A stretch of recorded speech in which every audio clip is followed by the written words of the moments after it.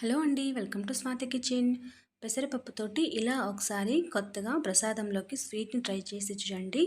చాలా టేస్టీగా ఉంటుంది. ఈ స్వీట్‌ని తయారు చేసుకోవడానికి ముందుగా ఒక గిన్నెలోకి అరకప్పు వరకు పెసరపప్పును తీసుకొని దోరగా వేయించుకోవాలి.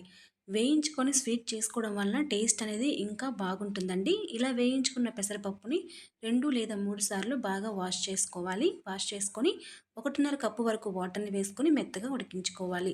కుక్కర్‌లో ఉడికించుకుంటున్నట్లయితే 1 కప్పు వరకు వాటర్‌ని వేసుకొని 2 లేదా 3 విజిల్స్ వచ్చేంత వరకు ఉడికించుకుంటే సరిపోతుంది. మరొక గిన్నెలోకి అరకప్పు వరకు బెల్లం, పావు కప్పు వరకు వాటర్‌ని తీసుకొని బెల్లంని కంప్లీట్‌గా కరిగించుకొని ఈ బెల్లం వాటర్‌ని ఫిల్టర్ చేసుకొని పక్కన పెట్టుకోవాలి. బెల్లం పాకం అనేది రావాల్సిన అవసరం లేదండి. జస్ట్ బెల్లం కరిగితే సరిపోతుంది. ఈలోగా పెసరపప్పు కూడా పర్ఫెక్ట్‌గా ఉడికిపోయింది కదా! ఇలా ఉడికించుకున్న పెసరపప్పుని పక్కన పెట్టేసుకొని స్టవ్ మీద మరొక గిన్నెని పెట్టుకొని 3 లేదా 4 టేబుల్ స్పూన్ల వరకు నెయ్యిని వేసుకొని 2 టేబుల్ స్పూన్ల వరకు డ్రై ఫ్రూట్స్‌ని యాడ్ చేసుకోండి. మీకు నచ్చిన డ్రై ఫ్రూట్స్‌ని యాడ్ చేసుకోండి. ఈ డ్రై ఫ్రూట్స్‌ని బాగా ఫ్రై చేసుకున్న తర్వాత మరొక గిన్నెలోకి తీసుకొని పక్కన పెట్టుకోండి. అదే నెయ్యిలోకి పావు కప్పు వరకు లేదా 2 టేబుల్ స్పూన్ల వరకు సూజీ రవ్వ, 1 టేబుల్ స్పూన్ వరకు కొబ్బరి తురుమును కూడా యాడ్ చేసుకొని బాగా ఫ్రై చేసుకోండి. నేను ఇక్కడ కొబ్బరి తురుము అనేది కొంచెం టేస్ట్ అనేది బాగా వస్తుందని వేసుకుంటున్నానండి.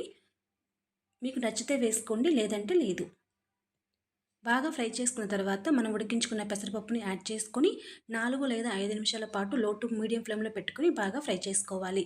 నెయ్యి సెపరేట్ అయ్యేంత వరకు ఫ్రై చేసుకున్న తర్వాత బెల్లం వాటర్‌ని యాడ్ చేసుకొని మిక్స్ చేసుకోవాలి. బెల్లం వాటర్ వేసుకున్న తర్వాత స్వీట్ కన్సిస్టెన్సీ అనేది కొంచెం పల్చగా మారుతుంది కాబట్టి మూత పెట్టి 7 లేదా 8 నిమిషాల పాటు లో టు మీడియం ఫ్లేమ్‌లో కుక్ చేసుకోవాలి. మధ్యలో కలుపుతూ ఉండాలండి, లేదంటే అడుగంటేస్తుంది. 8 నిమిషాల తర్వాత స్వీట్ కన్సిస్టెన్సీ అనేది ఇలా ఉండాలి.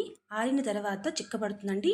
ఈ కన్సిస్టెన్సీలోకి వస్తే సరిపోతుంది. ఇప్పుడు స్టవ్‌ని లో ఫ్లేమ్‌లో పెట్టుకొని ఫ్రై చేసుకున్న డ్రై ఫ్రూట్స్‌ని హాఫ్ టీ స్పూన్ వరకు ఇలాచి పొడి వేసుకొని మిక్స్ చేసుకొని సర్వ్ చేసుకోండి. అంతే అండి. ఈ రెసిపీ మీకు నచ్చినట్లయితే మీరు కూడా ట్రై చేయండి. మీకు ఎలా కుదిరిందో నాతో కామెంట్ రూపంలో షేర్ చేసుకోండి. అదేవిధంగా వీడియో నచ్చినట్లయితే లైక్ చేయండి, షేర్ చేయండి, సబ్స్క్రైబ్ చేసుకోండి. Thanks for watching.